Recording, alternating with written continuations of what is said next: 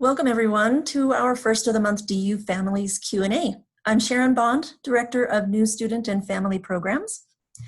With me on tonight's webinar is Lynzi Patton, Manager of Communications and Community Relations for Housing and Residential Education, Kelly Bitner, Assistant Director of New Student Programs, and Beth Goad, Assistant Director of Family Programs.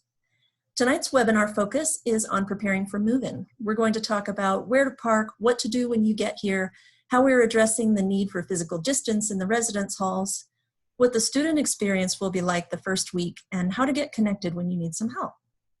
We're hoping that this is going to address all of your questions about move-in, but we'll take questions at the end of our presentation too. So go ahead and use the Q&A button on the bottom of your screen. And now, Lynzi Patton is going to get us started on the move-in process and what to expect.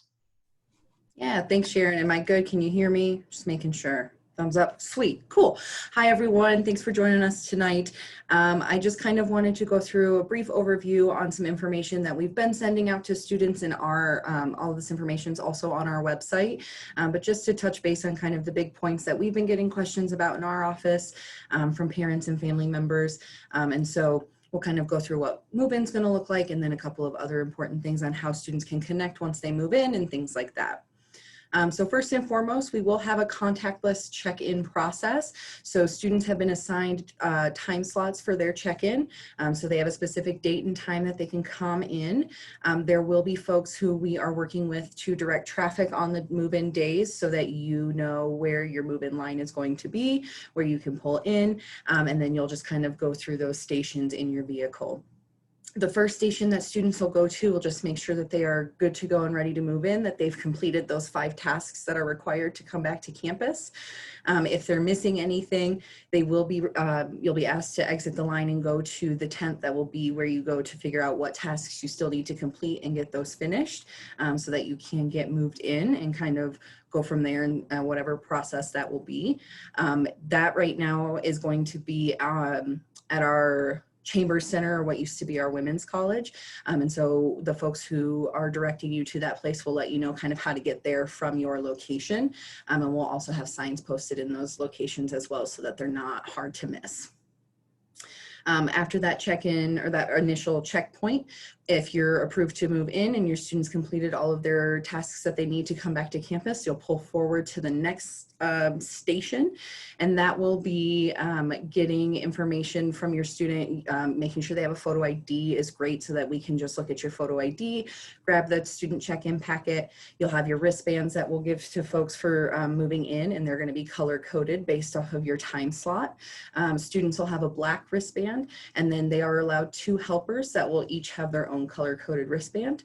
And once you get all of that information, student IDs will also be included in those packets, and room keys and things like that. And you'll also get a parking pass to proceed into whatever parking lot you'll be in with your vehicle to start unloading and get moved in. And then it's kind of just getting everything moved in from there. And then once you're done checking in, getting all moved in, you've unpacked all of your student stuff, forgotten all of their stuff in the room. At the end of your time slot, there is going to be parking options. You know, there's street parking, there's hourly parking, there's paid parking, and I believe lot 108, which is kind of on the end of campus, may be open for some guest parking options. We're still working out some logistics on what that'll look like for our new students and returning students, because that's also going to be a pickup location for some of our students who worked with Squirrelbox at the end of last year. But there's going to be parking options kind of on and around campus. If you have questions on kind of where you need to go from there, if you don't want to do street parking or metered parking or anything like that, you can always ask any of the parking folks who are directing traffic, and they can kind of let you know what options are around. And there's also the parking map on DU's website that you can search for if you're looking for some paid or hourly parking. I just wanted to list our move-in site link on there for you, and this is recorded, so feel free to copy and paste or type it in, or you can also search DU housing and find it that way as well. So after you've moved in, Some resources that we do have for students that we always like to mention is just making sure your students get connected with their RA. And that'll be a kind of distance this year, right? Some of us are calling it our new not normal. And so our RAs will be working with students and setting up virtual socials and trying to get to know students in a way that is still safe for everyone, smaller group gatherings when we can, and just making sure that your students still feel supported, even in this kind of interesting new era that we're coming into for housing on campus. RAs will also reach out to their students. If your student hasn't already joined Rafter, they can do so using their DU email address and join their building community's Raft. And then if they're in Halls 4 North, for example, they would join the 4 North chat channel and their RA will get them in and they can start chatting and connecting with their RA that way.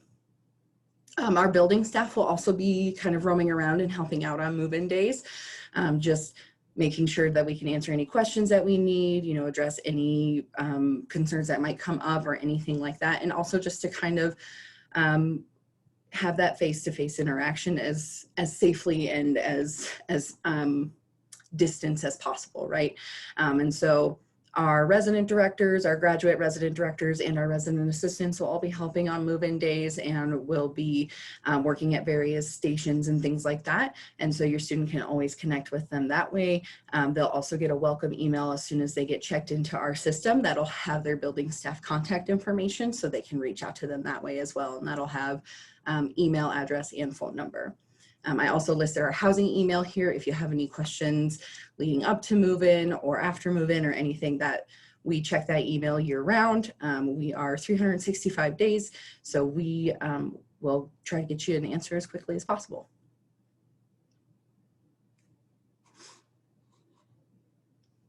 Awesome. So just a couple reminders, this is a really interesting year that we're coming into, and we just want to make sure that we reiterate kind of the important touch points, especially as you make your way to campus and get ready for move-in and things.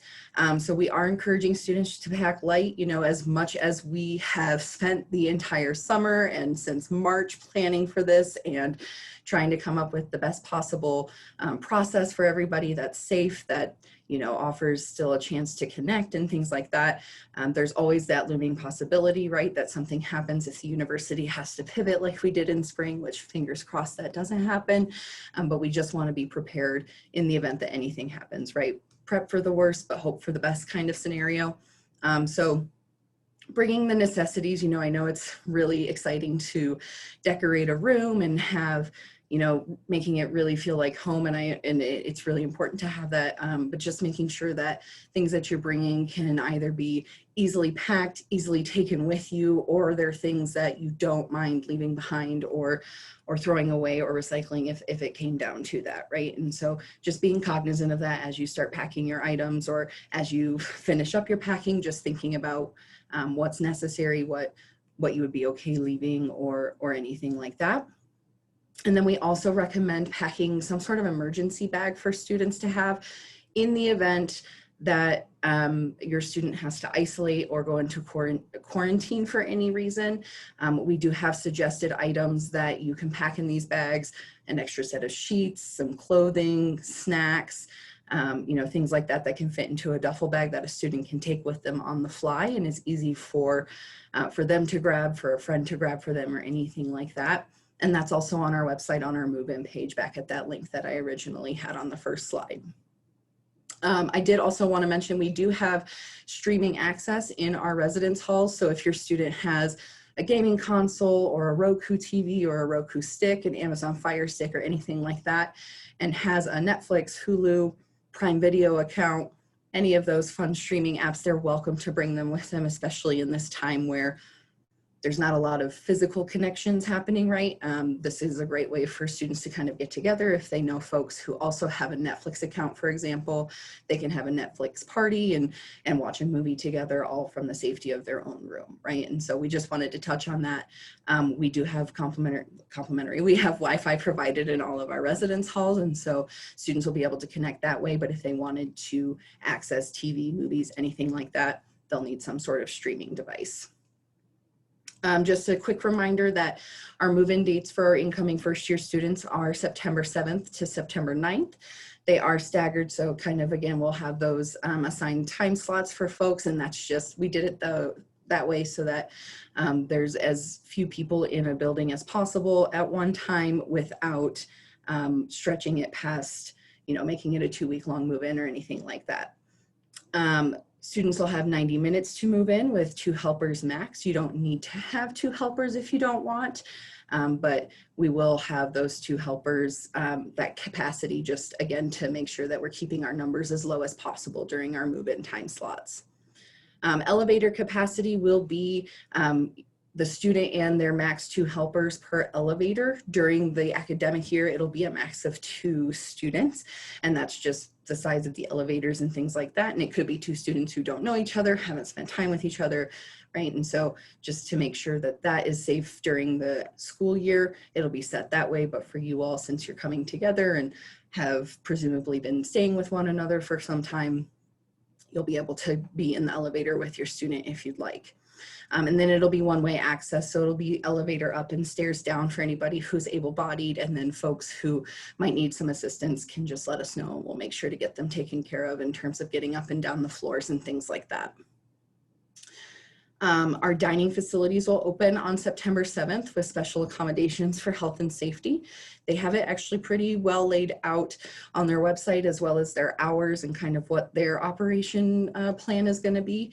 But from what I have seen going into the dining hall since our training started with our student staff, everything is it's very one way. You enter one way and everything's marked on the floor as to how far apart everybody can stand and is spaced. And then it's contactless, swiping your ID card, getting reusable utensils and grab and go options. So one thing that I recommend that I learned the hard way on a personal level is bringing a reusable bag that they can put their food in if they'd like, because it can be a little difficult to carry multiple food boxes with them if they'd like. And I think those are, I pass over to Kelly. Thanks, Lynzi. All right, so let's get started. Okay, hi everyone. My name is Kelly Bitner. I'm the Assistant Director of New Student Programs, and I'm going to give you a brief overview of what orientation is going to look like for students on the Thursday and Friday. So Crimson Connect is where our website is built out of. It's also where our schedules are going to be housed. We're going to have 2 different tracks for orientation. So there's going to be a transfer student track and then a first-time first-year student track. And we will have this also available in an app format to students so that they can just have that information available easily on their phones. So orientation is going to be Thursday and Friday of next week. Students are going to start as early as 9 in the morning, and they'll go until about 4:30 or 5 for both of those days. And the orientation sessions are going to include some time for the students to meet. First-time first-year students are going to meet with their FSIM professor during that time. They're going to meet with their orientation groups, and then they're going to have a series of events called Life Outside the Classroom. That's going to cover topics and introduce them to campus resources around health and well-being, around their personal and social identities, alcohol and other drugs, and then healthy relationships and bystander intervention are going to be the focus of those sessions.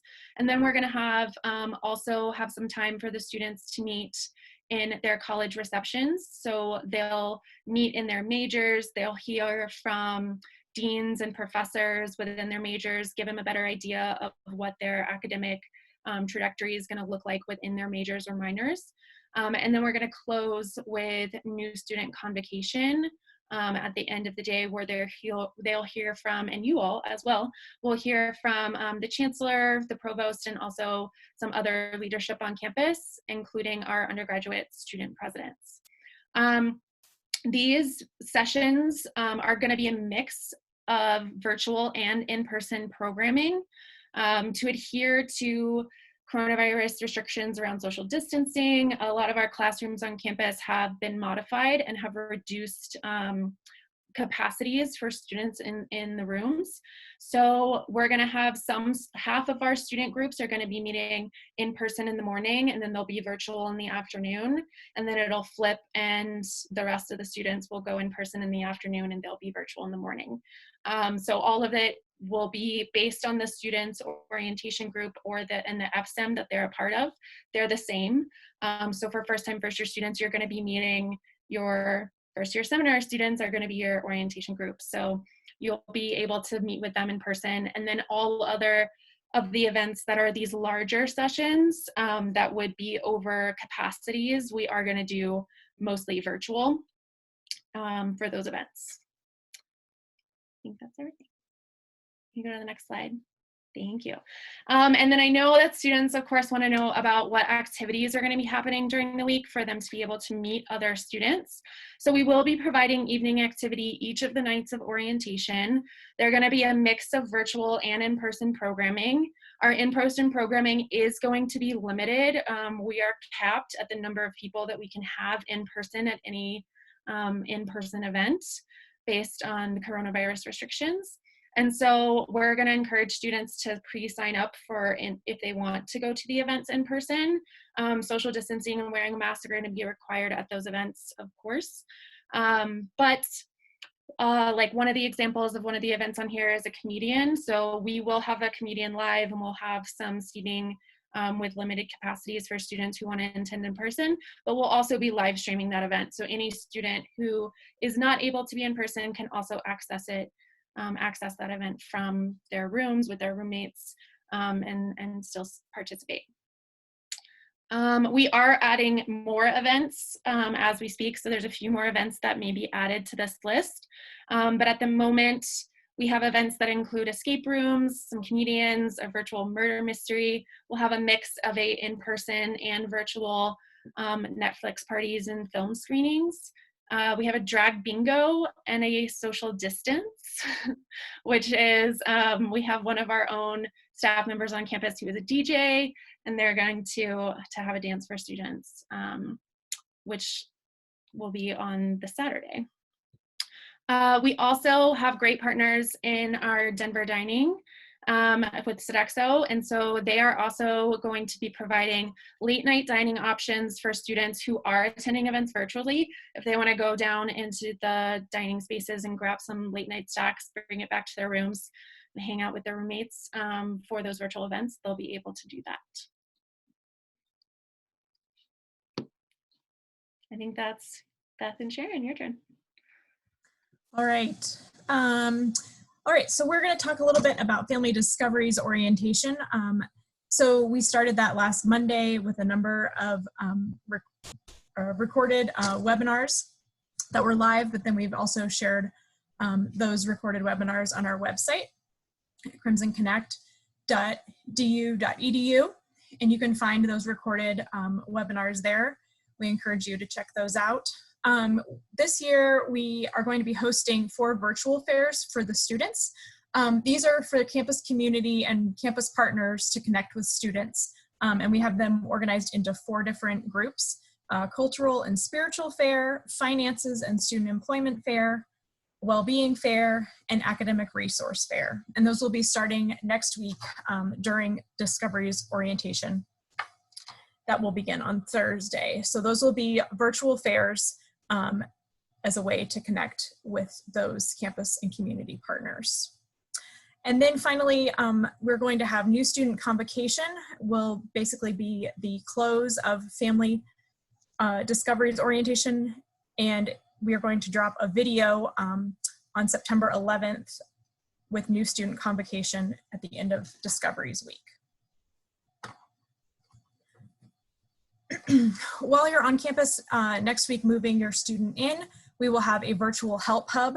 This will be a place where you can ask questions that you may need answered while you're on campus. This will be virtual, and we are going to have a drop-down tab on our website that will say right at the top, Help Hub, and with that, from that tab, we'll give you the different resources for who to connect with if there are questions or concerns. Academic advising and coaching is available for students, and if you visit their website, you can see all of the various offerings that they have. We know you're excited about your time on campus, and we want you to feel welcome, even in this time of social distancing, and as you might guess, that presents some challenges. So we want you to feel free to take a self-guided campus tour. We encourage you, before you arrive, to check out the maps of campus to orient yourself as best you can. And you can find those at du.edu/maps.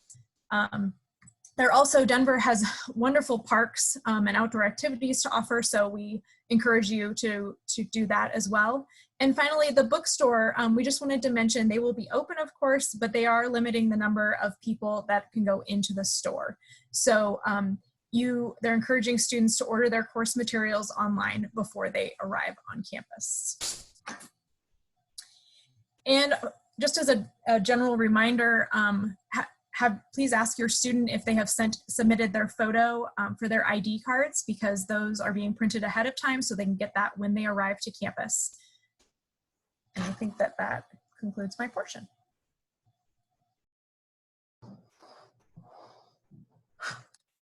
There we go. Hi.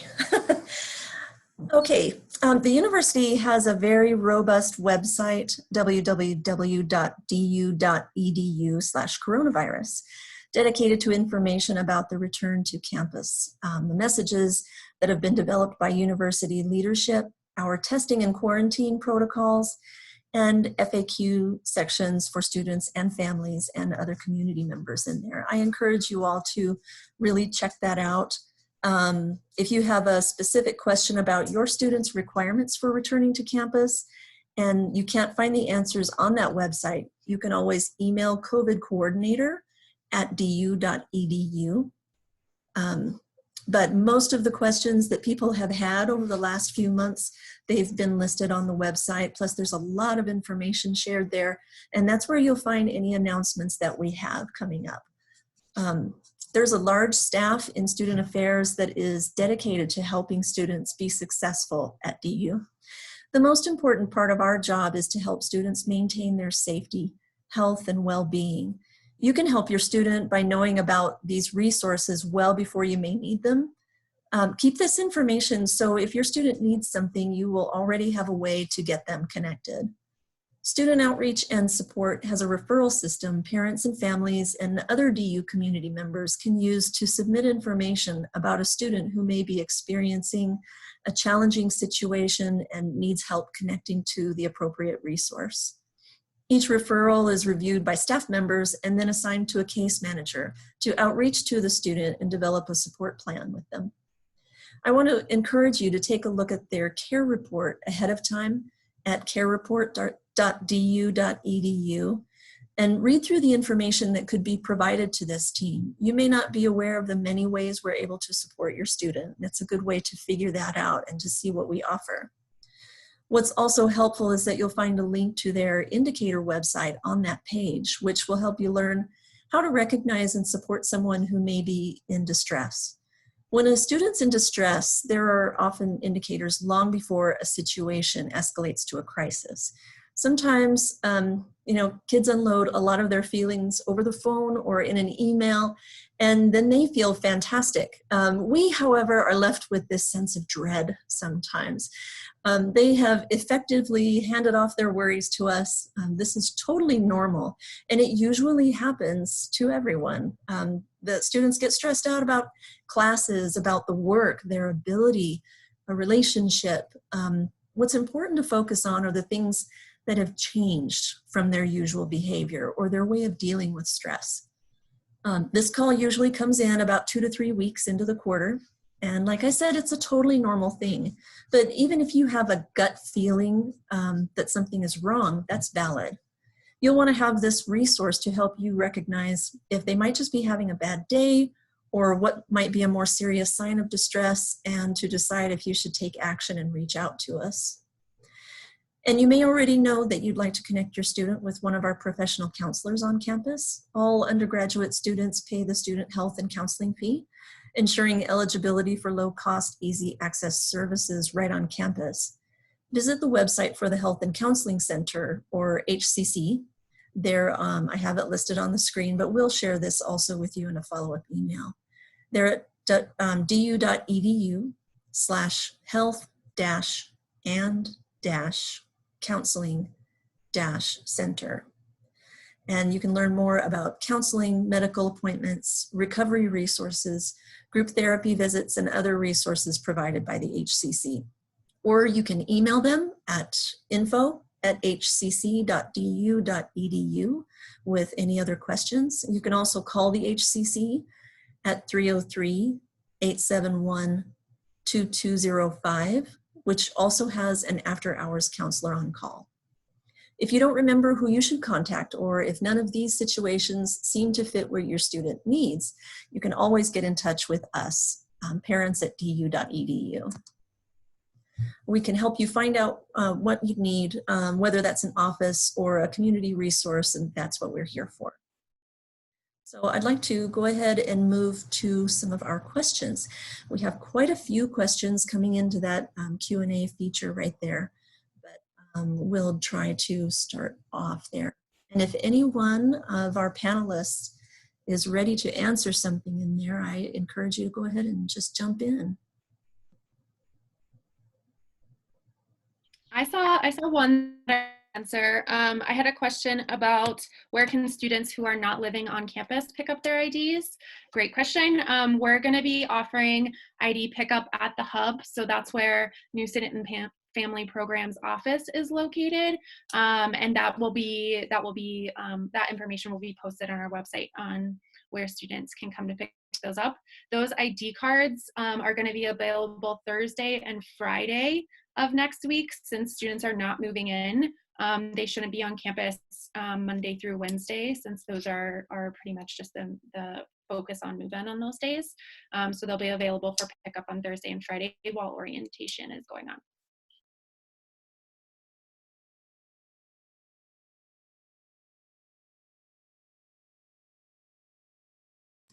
So I've seen a couple questions in here about the 90-minute time slot and the window, and some worries about being able to adhere to that, and wiggle room.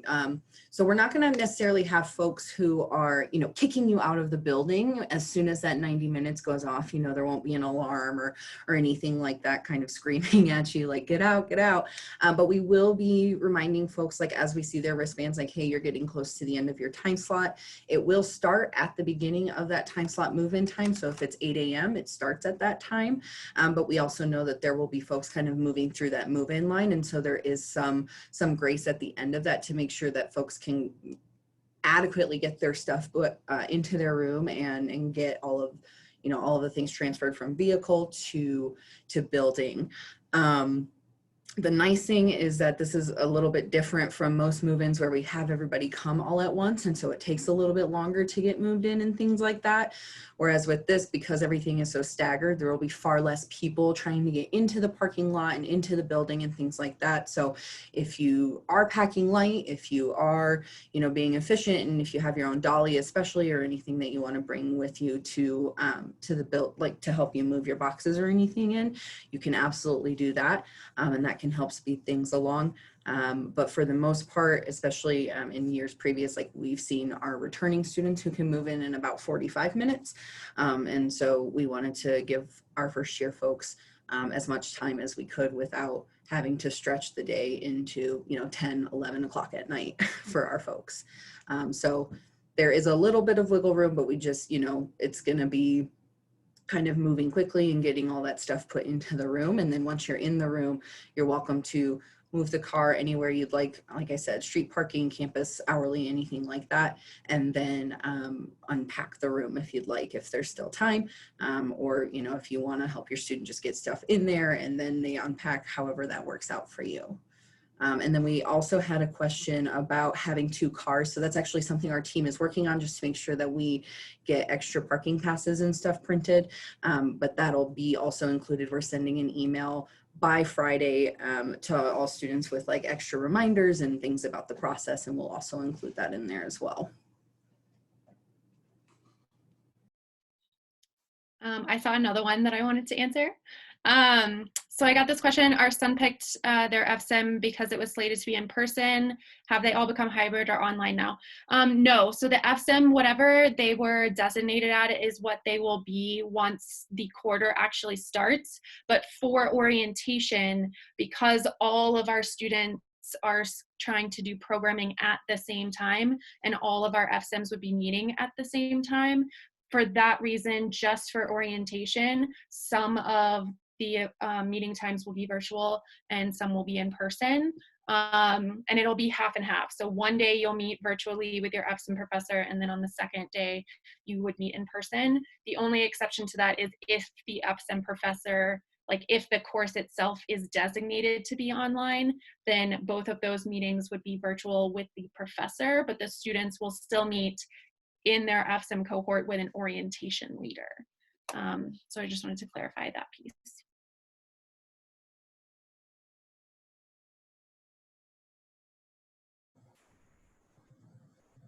Well, before Lynzi comes back and answers some of these many questions about housing and residential, I wanted to jump in on a question about whether or not there's going to be a parents' weekend. There is a planned event happening this fall, and I know that the Alumni Relations Office is planning something big and something great for everyone. We do not yet know the format of it. But I believe that the weekend is October 23rd, 24th. Others on the call, go ahead and correct me if that's not accurate. But I know that they are planning something. They haven't told us yet either, so we don't have a way to tell you what it is. As soon as we know, you will definitely know.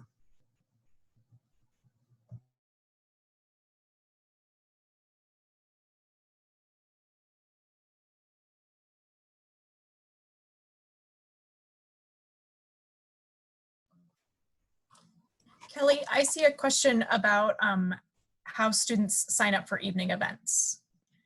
Yeah, so they're all going to be in Crimson Connect. They're not all visible there now. And so this is, I'm just letting you know where they will be. So it'll be in Crimson Connect. All of the evening events will be listed as a part of the orientation schedule.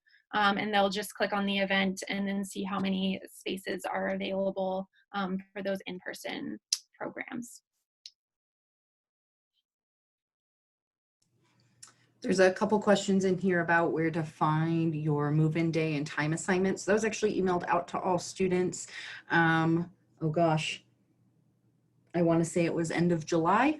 It might have been early August. So it was sent to all students' DU email addresses. If they didn't receive it, they can email us at housing@du.edu and we can pull that information for them and let them know, or also copy and paste that email and resend it to them.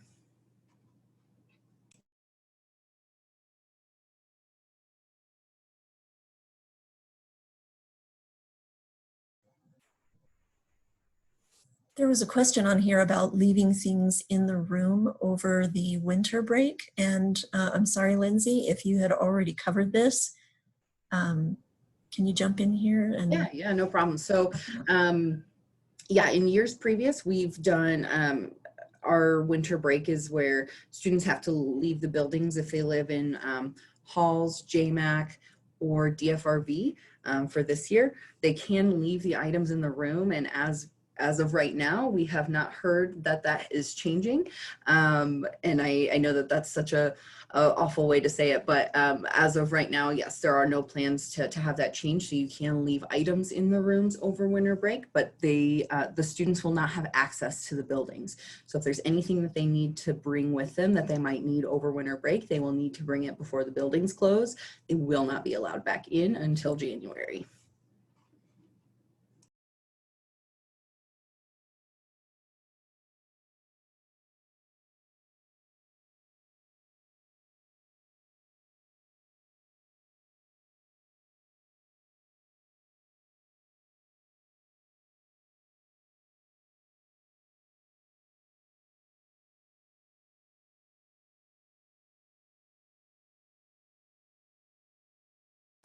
So there's also a lot of questions on here about single spaces versus double spaces and why not everybody got one single at a time.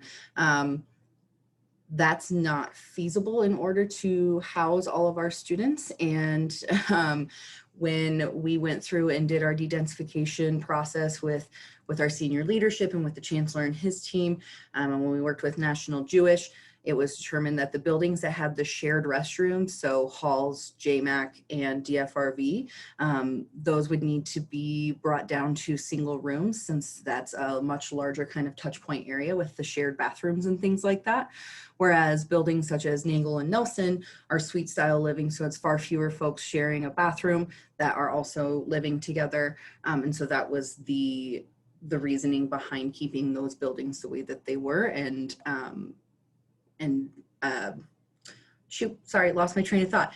The process for keeping the buildings the way that they were, and making sure that we could still house all of our first year students who wanted to live on campus, as well as some of our returning students who might be housing insecure or wanted to live on campus again.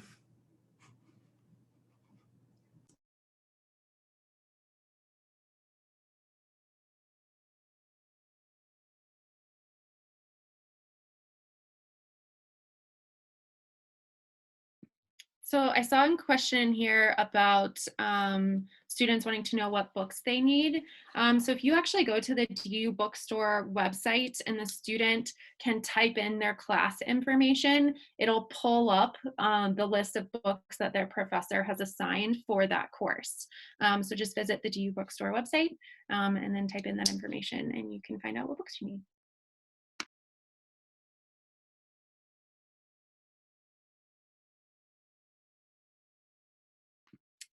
Lynzi, I'm seeing a handful of questions about carts and dollies. Could you speak on that a little bit?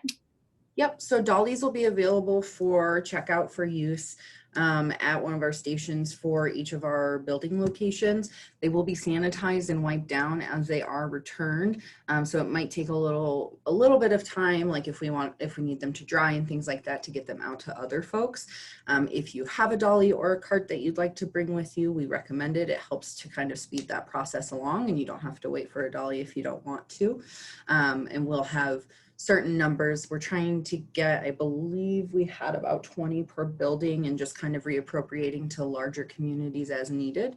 But there will be those available for checkout for folks to use throughout their move-in process.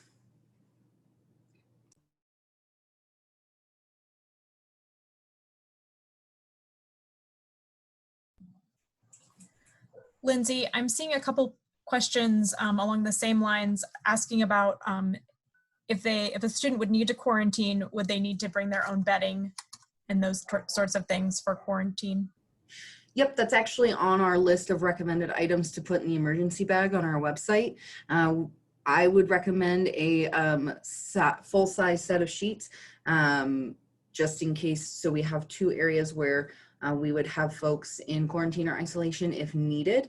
We're hoping that we don't fill those spaces, but one of those areas has full-size sheets, and the other has twin XL. So the twin XL will be a little bit bigger, but it will fit onto the bed as well. So yes, I would recommend packing those as well into that emergency bag. Sharon, I see one that you might be able to answer. So this question was, can additional family members join us on campus, but not in the dorms? Yes, that of course is possible. Just please make sure that everybody's wearing a mask, that you maintain your physical distance per the campus requirements. Even though we limit visitors into the residence halls to be helpers for our students, we definitely encourage you to have family around and go do something fun together, of course, and see the campus. So yes, definitely come on over. Just please make sure that you're adhering to those guidelines. Yeah.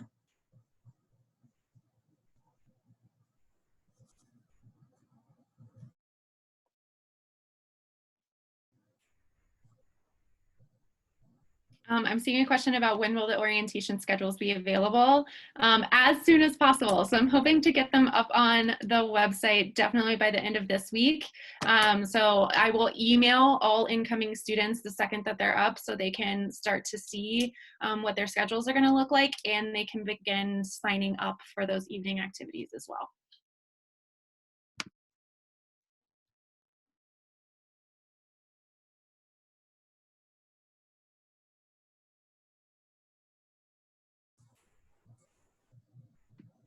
I'll answer this one as well. Since I got this question is, since the student is moved in, are they expected to remain in the dorm and are parents allowed to stay on campus, not in the building? We're not expecting students to stay in their dorm rooms once they've moved in. If they are leaving campus and going and doing something with their families, or going and, you know, picking up things from the store, anything like that, we're just asking students and families to take all the precautions that they can, wearing a mask and staying 6 feet apart so that we can maintain their negative COVID status if they are leaving campus.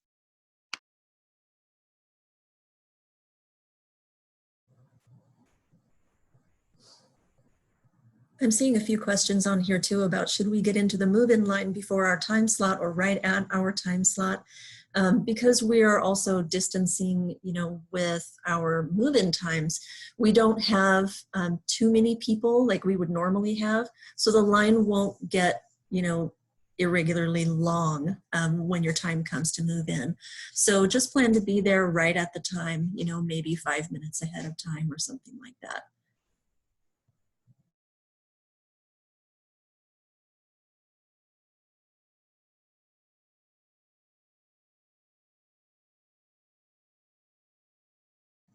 Oh, this is a good question too. Can you provide a list of items that should be included in their bag that they want to have, you know, ready to go, you know, in the event that, you know, them or someone on their floor needs to go into the quarantine?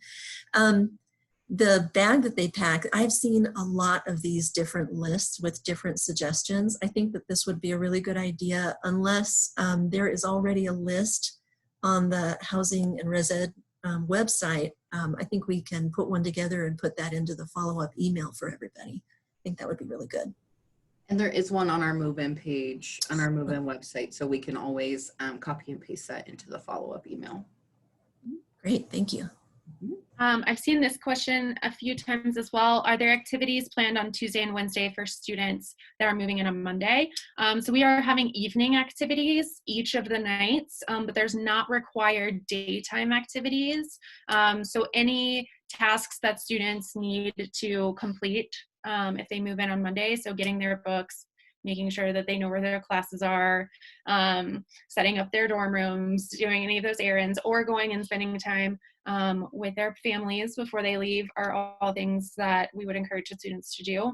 And then, of course, to participate in our evening activities that will happen each of those evenings.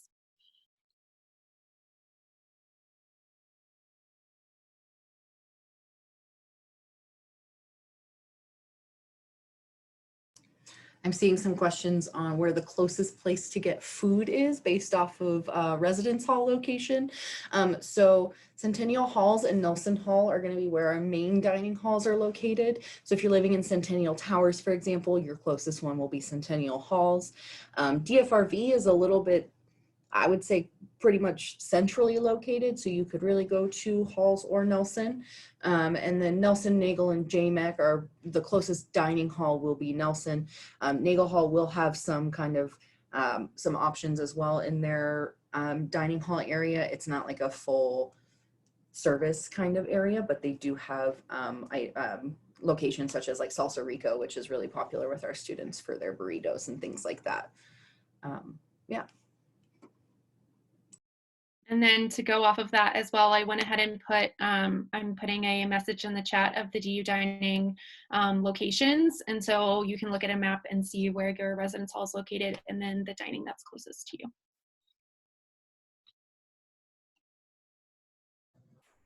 Here's a really good one. I think this might come up again. If quarantine becomes necessary and a student is local, can they quarantine at home?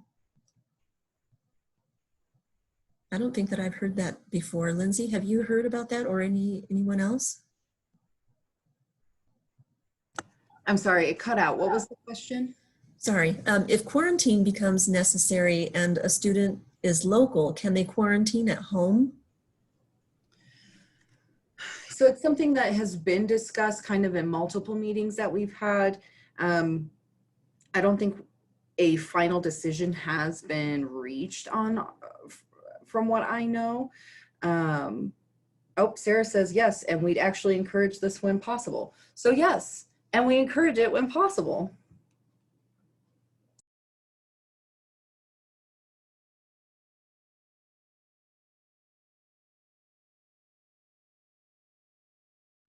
I saw a question here. Is there a pharmacy on campus?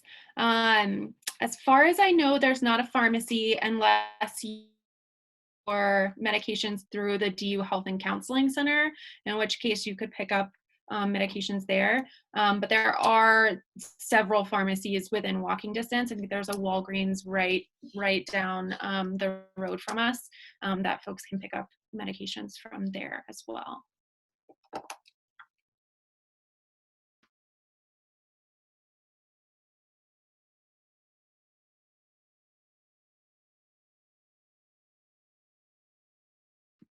I've seen this question a few times, and I'm not actually sure if I have the answer to it, but maybe somebody else on the call does. If students, how will they know that they have completed the requirements, the 5 steps to return to campus before they arrive? So is there a way for them to know before they get in that check-in line if they are missing a requirement? Do we know the answer to that yet? I believe our COVID coordinator is developing something that will go out to students. We don't yet know what that process is going to look like, probably an email, but that is, it's going to come from the COVID coordinator, and this is something that we can research for you and put into the follow-up email. That's a really good question. I'm seeing some questions on where students can study that's outside of the room in their residence hall. So there are some study lounges in some of the spaces in our residence halls where students will be able to go. We're currently working on putting up occupancy max signs for each of our kind of shared spaces, our study rooms, things like that. And so there will be a maximum capacity that any of our staff members or students, if they walk by and see that that's not being adhered to, they could get a warning, or like, hey, you can't have this many people in here, things like that. But there will be certain spaces for students to go. And also the first floor of the residence hall, we have the lobbies, and there will be things taped off and have signs on them that say, like, for distancing purposes, please don't use this seat, don't use this area, things like that. But there will be options for students in their residence hall if they don't want to be stuck in their room all day studying.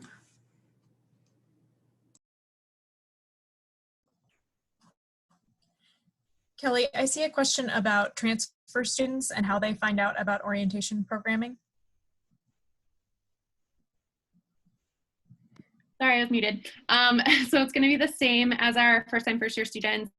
So it's going to be posted, the schedules are going to be posted on the website, and the sessions are going to be posted in Crimson Connect as well. So they'll go to the same location to see their specific times and events.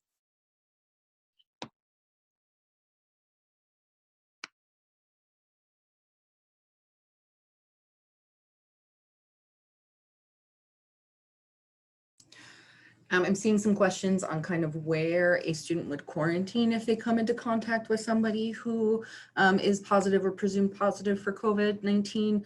So it really depends on what location they're in. In buildings that have those shared communal spaces, bathrooms, lounges and things like that, we'll move students to a more secluded space so that they don't have to worry about, if they do fall ill, or so on the opposite way, if somebody on their floor is in quarantine and they do fall ill, we want to try to minimize that risk of spreading it as much as possible. And so we would notify those students to get them, get a room move coordinated, a temporary room move, it's not permanent, into a space where they can safely quarantine for themselves and for their floor mates as well, and then move them back once they are clear to move back, or if they do end up falling ill, once they're better and approved to be able to go back to their space.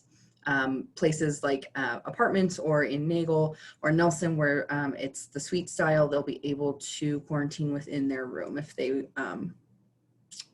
they do get a notification that they need to do so.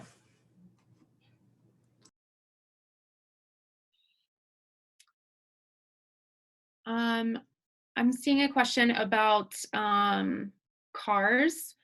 So once students come and unload their cars from their designated parking lots, do they then need to move their cars to another location? Lynzi, would you have the answer to that question? Yep, so the parking spot, the parking permit is good for the entire time of that move-in time slot. At the end of that time slot, you will need to move your vehicle. If you are, or your student has a parking pass for that parking lot, they can keep their car there, but they will need to move it outside of the designated parking areas that we will have roped off for students and their helpers who are moving in. Again, Parking Services has a lovely parking map of options if you would like to pay to park. There's also hourly options and street parking options kind of a little bit further, a couple of blocks down in residential areas if that's something that you needed or wanted to do if you didn't want to pay for parking. I saw a question on here I'd like to go ahead and answer. The question is, I see a lot of the US banks are temporarily closed. That's showing up online. And is that true? I know that this has come up recently with another parent just a couple of days ago, so this is timely. We know the answer. Some of the US bank branches are temporarily closed. We don't yet know if the branch that's on the campus is going to have tellers there, or if it's going to be online banking. But we do know that the branch located on Colorado Boulevard, pretty close to campus, that branch is going to be open. So if you do need to go in and visit a branch, I suggest looking up that bank, but then call ahead. They may want you to set up a time to come in and talk with someone if you want it to be in person. For example, if your student didn't send in their photo for their ID yet, and their ID won't be ready, if they don't send a photo to the ID card office, which is pcard@du.edu. That's where the photos get sent. So if they haven't done that, their ID won't be waiting for them. They'll have to make that arrangement with the ID card office. And then in that case, their US bank account, if you choose to have one linked with your card, that won't be done at that point if they have to create the card immediately right there. So you can make an appointment with the bank on Colorado Boulevard and take that in, and then they can link it there in that branch. And that's given, of course, that they don't already have tellers upstairs at the bookstore. That's always a possibility. We're still waiting on US Bank to make that decision on whether or not they want to have their tellers there in the building on a campus and all that. I'm sure you can understand, that the bank, is going to be able to make that decision on their own. It's not up to us if they decide to have tellers there or not to. So hopefully that answers that question and answers some stuff for all of the others who may not have sent in a photo ID yet. Lynzi, I had one other question that I've seen a handful of times around cars. So a few folks have asked if they have two cars for like the parents and the students coming in with their stuff, will both cars be able to move into that parking lot for unloading? Yep, so I think we talked about it a little bit earlier in this. It's still something we are figuring out with our team. We're working to get like extra parking passes printed if that's something that we're able to get folks through, but it's something that we're still finalizing those details just to make sure that we have the capacity in case, if everybody in a time slot brings two cars, we're not gonna have the space for everybody to be able to park and unload in the areas that we have designated. So it's something we're doing a little bit more research on just to make sure that we can get that as perfect as possible for the process. And then we will add that to the email that we're sending out this week to students that kind of final like, hey, move-in starts next week. We're so excited to see you. Here's some final reminders and information. And so we'll include it in that email as well.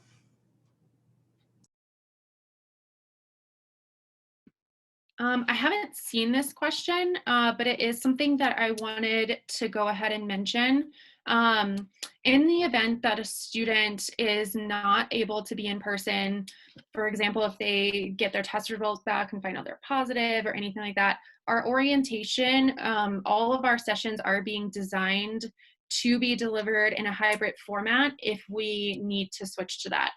So if a student is supposed to be in person for a session and they find that they're not able to be in person, we'll have the orientation leader or the FSEM professor throw up a Zoom so that that student can join virtually. So I just wanted to mention that. I didn't see the question in there, but I wanted to make sure that you all knew that we were planning for that in the event that any situation that may arrive, the students will still be able to participate in those orientation sessions.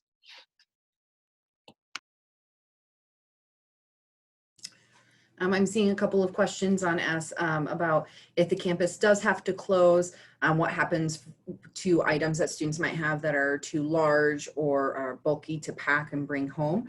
So that'll be on the student to send home via UPS, FedEx, USPS, any kind of mail service or anything like that. We have not talked about working with another student storage option again. So at this time, and I don't want to give you any promises or any false information, so I would say that's kind of part of the reason why we encourage you to pack light and try to bring things that are easy to pack, and in case we do have to go through that again. And so if not, there is, like I said, there's a FedEx close by, there's UPS, there's a post office just down the street, and there's also a place called Pack Mail right on University. And they work with, I've seen them ship some pretty bulky and really odd items before. So they might be a good option to work with as well. And it's Pack Mail, P-A-K Mail. I saw a couple of follow-up questions about linking a US bank account to the student ID card. And you would usually do that there on campus. You would select that. If you have questions about that, there's a lot of information about the ID card, about, and it is only US Bank, you know, since they are the bank that we have available to us right there on campus usually. We only have that agreement with that particular bank to link to the ID card. But for other questions about ID cards or the US Bank link and what that does versus not linking it, you can find a lot of that information on the ID card website, which is du.edu/Pioneer Card.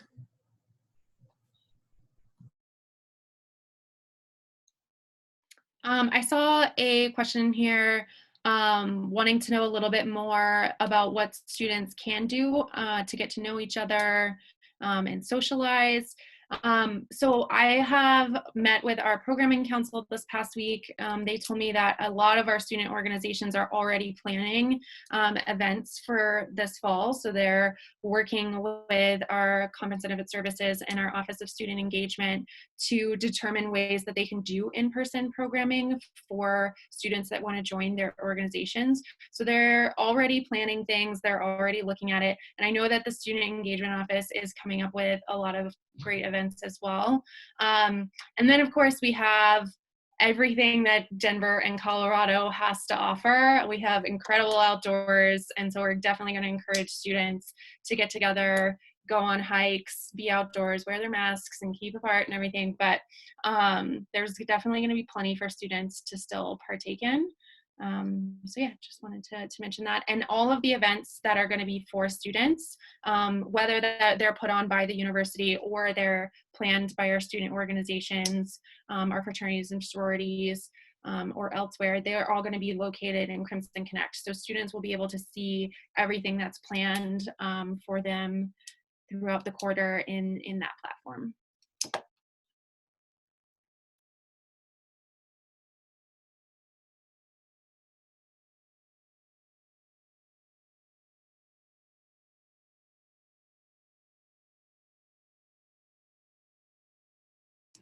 I'm seeing a couple of questions just about bed sizing. So in Centennial Halls, JMAC, Towers, and DFRV, and Nagel, and Nelson, actually, and all of our residence halls on campus, the beds are, I don't know why I listed them off for you.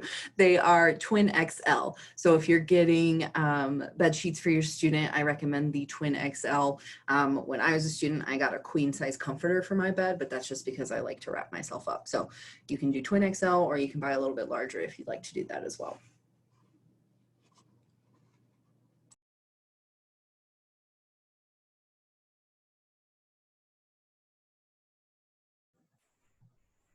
I think we're going to go ahead and do just a couple more questions, and to be respectful of everybody's time, I want to make sure we end on time. We're going to be gathering a lot of these other questions that went unanswered, and we'll put those into the follow-up email. And we'll address some of these and some of these, as we're reading through them, we do not yet have the answers for. So those are going to be great for our community, so that we can go ahead and pass those on to those who can answer the question, and we can get those answers for you.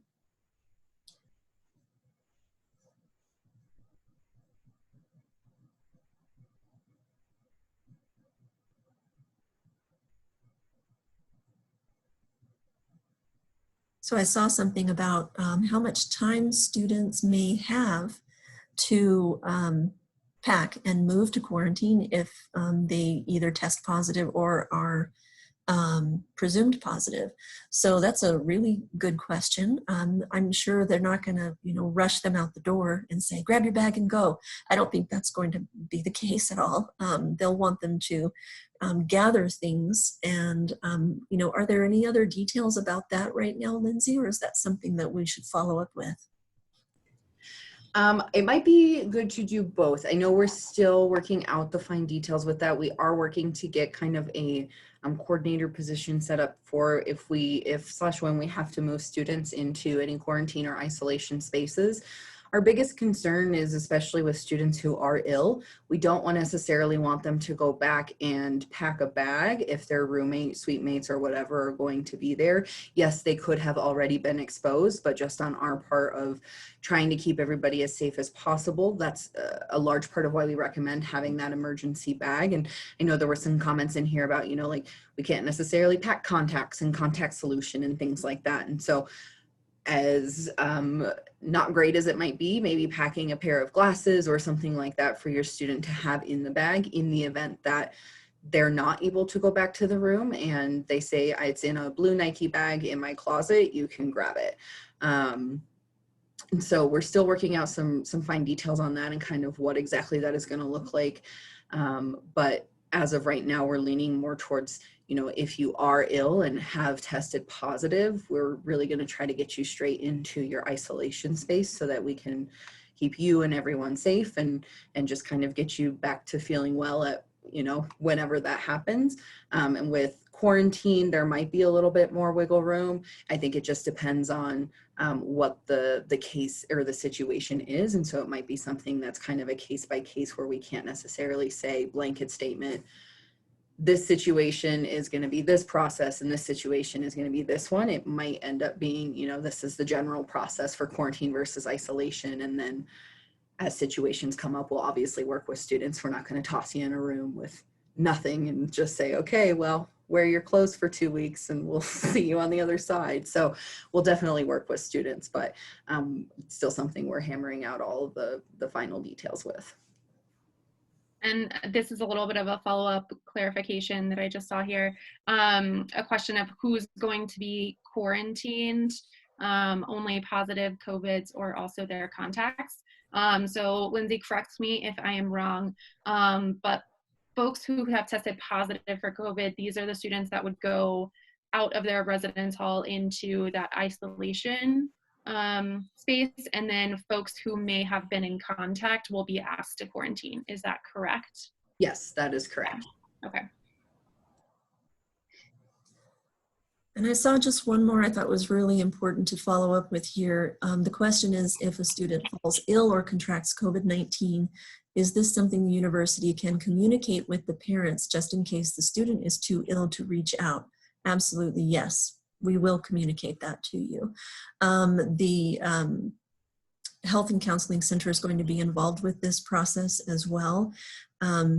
Because of this type of situation, being in a pandemic, and keeping the community safe, making sure that your student is safe. We'll have more conversations about this.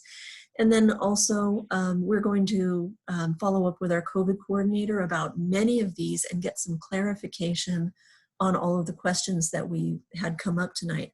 And all of the many that have come up that we have been reading through. There have been several. So we'll go through this.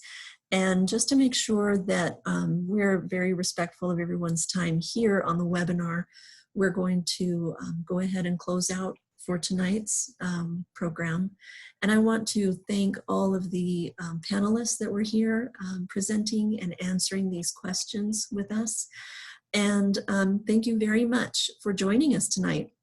The recording of this webinar is going to be posted on our website, listed there on the screen, crimsonconnect.du.edu/NSFP.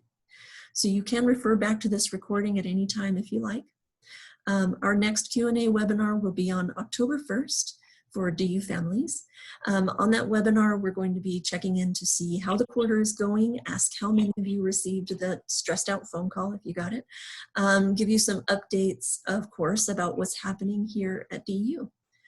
So everyone take very good care of yourselves. Once again, thank you for joining us for the September Q&A webinar, and we will see you next time. Have a good evening, everybody.